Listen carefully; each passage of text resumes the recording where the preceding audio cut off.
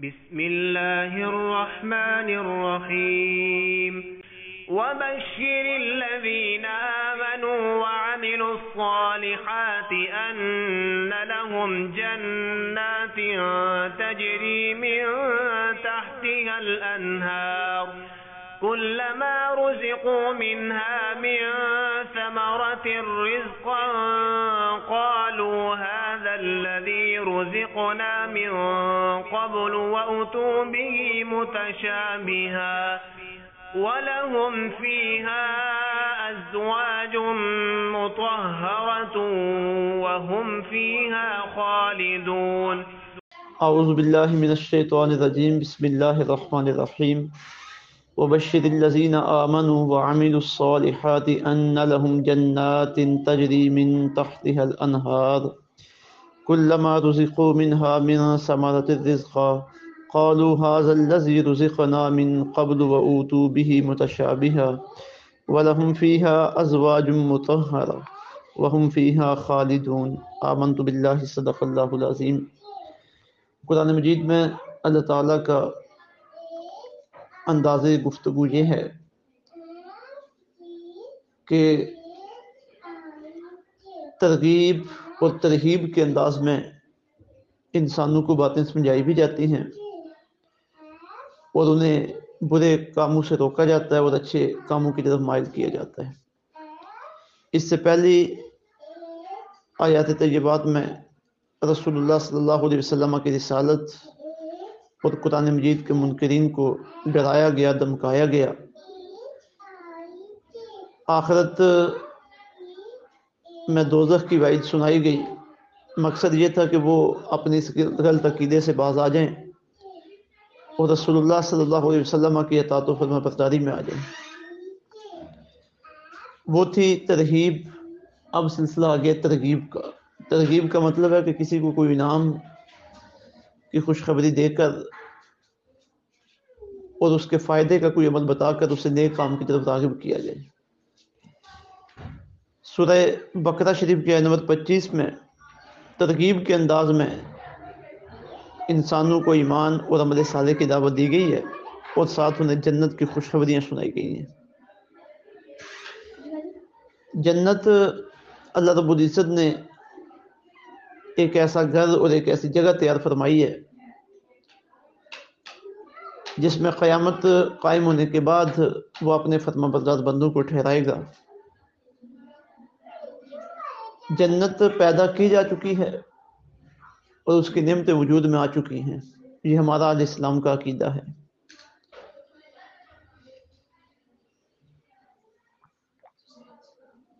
جنت میں اللہ تعالیٰ اپنے ان فرما بردار بندوں کو جو دنیا میں اللہ تعالیٰ کے لیے مشقتیں برداشت کرتے رہے اور اللہ رب العزت کی فرما برداری کی وجہ سے اپنی خواہشات کو قربان کرتے رہے، انہیں ہر طرح کی نعمتیں عطا فرمائے گا. قرآن شریف میں ارشاد باری تعالیٰ ہے وَلَكُمْ فِيهَا مَا تَشْتَهِيهِ الْأَنفُسُ وَتَلَذُّ الْأَعْيُنُ، کہ جنت میں تمہارے لیے ہر وہ چیز ہوگی جس کی خواہش تمہارا نفس کرے گا اور جو تمہاری آنکھوں کو لذت دینے والی ہوگی. اب اس جامع جملے میں اللہ رب العزت نے ہر چیز کو بیان فرما دیا کہ جو انسان کی خواہش ہوگی اللہ تعالیٰ جنت میں بندے کو عطا فرمائے گا. تو یہ جنت اللہ رب العزت نے اپنے پاکیزہ اور اپنے فرما بردار بندوں کے لیے تیار کی ہوئی ہے. اور جنت میں داخلے کے لیے ایمان اور عمل صالح ان دو چیزوں کی ضرورت ہے. اور ایمان نام ہے ان تمام چیزوں کو ماننے کا جو حضور رحمت دو عالم جناب سیدنا محمد مصطفیٰ صلی اللہ علیہ وسلم اللہ کی طرف سے لے کے آئے ہیں. اور عمل صالح اللہ رب العزت کے احکامات و فرمودات اور اللہ کے تقاضے جو اس نے اپنے بندوں سے کیے ہیں ان کا نام عمل صالح ہے. ہمارا اہل سنت و جماعت کا یہ عقیدہ ہے کہ جنت میں جانے کے لیے سب سے پہلی شرط ایمان ہے. ایمان ہوگا تو جنت میں جانے کا راستہ ہموار ہوگا. باقی جہاں تک معاملہ عمل صالح کا تو یہ بھی ضروری ہے، لیکن ان کے اندر تھوڑی سی گنجائش یہ ہے کہ اگر عمل میں کچھ کمی رہ گئی تو اللہ تعالیٰ کی طرف سے کرم نوازی کی بڑی امیدیں ہیں. حضور رحمت دو عالم صلی اللہ علیہ وسلم کی شفاعت سے کرم کام بن جائے گا. نیک لوگوں کی سفارش اللہ رب العزت کی بارگاہ میں کام آئے گی۔ اور اگر کچھ نہ بھی ہو سکا تو جس بندے کا عمل کمزور ہے اسے ایک مقررہ وقت کے لیے دوزخ میں ڈالا جائے گا، اسے عذاب دیا جائے گا۔ جب اس کے اعمال کی کمی کے برابر اسے عذاب مل جائے گا تو اسے دوبارہ دوزخ سے نکال کر جنت میں داخل کر دیا جائے گا۔ لیکن اگر کسی کے ایمان میں کمزوری ہوئی، عقیدے میں کمزوری ہوئی، تو وہ جنت کے راستے پہ چل ہی نہیں سکے گا، اس کا ٹھکانہ دوزخ ہے۔ اور ایک تیسرا سوال عموماً پوچھا جاتا ہے کہ جنت میں مردوں کو حوریں ملیں گی، پاکیزہ بیویاں ملیں گی، اس کی کیا وجہ ہے؟ اور مردوں کو تو حوریں اور پاکیزہ بیویاں مل رہی ہیں، تو عورتوں کو کیا ملے گا؟ تو جہاں تک حوروں کا ذکر ہے، پاکیزہ بیویوں کا ذکر ہے، تو اب دیکھیے بندہ اس دنیا میں انسان طاقتور ہونے کے باوجود اللہ رب العزت کے حکم پہ سوائے اپنی بیویوں کے اور کسی بھی جگہ پہ اپنی جنسی قوت کو خرچ نہیں کرتا، اور اللہ کی رضا کے لیے وہ اپنی آنکھوں کو، اپنے کانوں کو، اپنے دل کو، اپنے جسم کو پاک رکھتا ہے،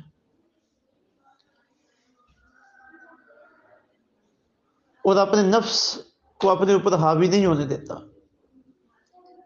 تو اب اللہ رب العزت نے اس کے لیے یہ انعام رکھا ہے کہ دنیا میں وہ اپنی خواہشات کو غلط راستے پہ استعمال کرنے سے بچا رہا، تو اللہ رب العزت نے اس کے متبادل اس کے لیے جنت میں پاکیزہ بیویاں اور حوریں اس کے لیے اللہ رب العزت نے رکھی ہیں، تاکہ انعام کے طور پہ اپنے بندے کو اس کرم نوازی سے سرفراز کیا جا سکے۔ تو یہ بندے کے لیے انعام ہے دنیا میں پاک بازی کا، اور دنیا میں اپنی نفسیاتی خواہشات کو کنٹرول کرنے۔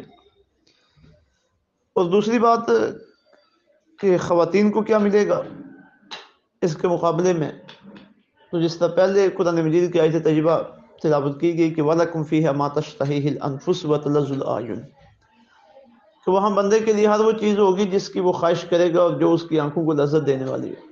تو جب اللہ رب العزت کی کرم نوازی خواتین کے شامل حال ہوگی، وہ جنت میں پہنچے گی تو جو وہ چاہیں گی اللہ رب العزت کی طرف سے وہاں ملے گا۔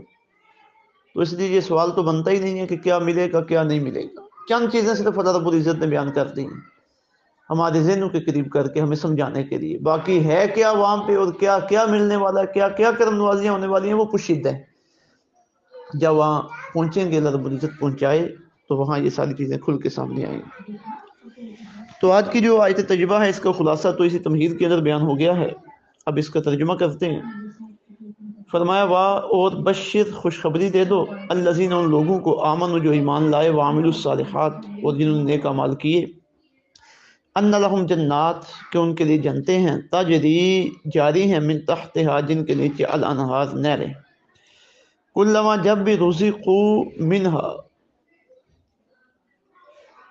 انہیں دیا جائے گا وہاں سے، من ثمرات ان کوئی پھل، رزقا کھانے کے لیے، قالوا تو وہ کہیں گے ھذا الذی یہ تو وہ ہے، رزقنا جو ہمیں دیا گیا تھا، من قبل اس سے پہلے، وَأُوتُوا بِهِ اور دیا جائے گا انہیں وہاں متشابہا اس جیسے پھل سے ملتا جلتا، یعنی دنیا میں انہیں جو پھل دیے گئے تھے، دنیا میں ہماری کھانے کی چیزیں ہیں، تو جب پھل وغیرہ جنت میں ملیں گے تو انہیں دیکھ کے بندے پہچان جائیں گے اور کہیں گے اس طرح کے پھل تو ہمیں دنیا میں بھی دیے گئے تھے۔ تو اللہ تعالیٰ فرماتے ہیں دنیا کے پھلوں کی طرح کے پھل انہیں دیے جائیں گے۔ وَلَهُمْ فِيهَا أَزْوَاجٌ مُطَهَّرَةٌ وَلَهُمْ فِيهَا اور وہاں ہوں گی ان کے لیے ازواج بیویاں، مطہرۃ انتہائی پاکیزہ، وَهُمْ فِيهَا خالدون اور وہ ہمیشہ ادھر ہی رہیں گے، جنت میں ہی رہیں گے۔ وَبَشِّرِ الَّذِينَ آمَنُوا وَعَمِلُوا الصَّالِحَاتِ اور آپ خوشخبری سنا دیجئے ایمان لانے والوں کو اور عمل صالح کرنے والوں کو، ان لہم جنات تجری من تحتہا الانہار ان کے لیے جنتیں ہیں جن کے نیچے نہریں بہ رہی ہیں، کلما رزقوا منہا من ثمرۃ رزقا جب بھی انہیں اس سے کسی پھل کا رزق دیا جائے گا، قالوا تو وہ کہیں گے ھذا الذی رزقنا من قبل یہ تو وہی ہے جو ہمیں اس سے پہلے دیا گیا تھا، وَأُوتُوا بِهِ مُتَشَابِهًا تو انہیں ملتا جلتا پھل دیا گیا، دنیا میں جو پھلوں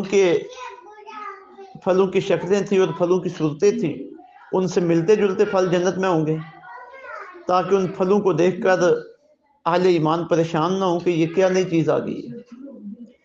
لیکن ذائقہ ان کا دنیا کے پھلوں کی طرح کا نہیں ہوگا، ان میں لذت کتنی ہوگی یہ اللہ جانے، اللہ کے رسول جانے۔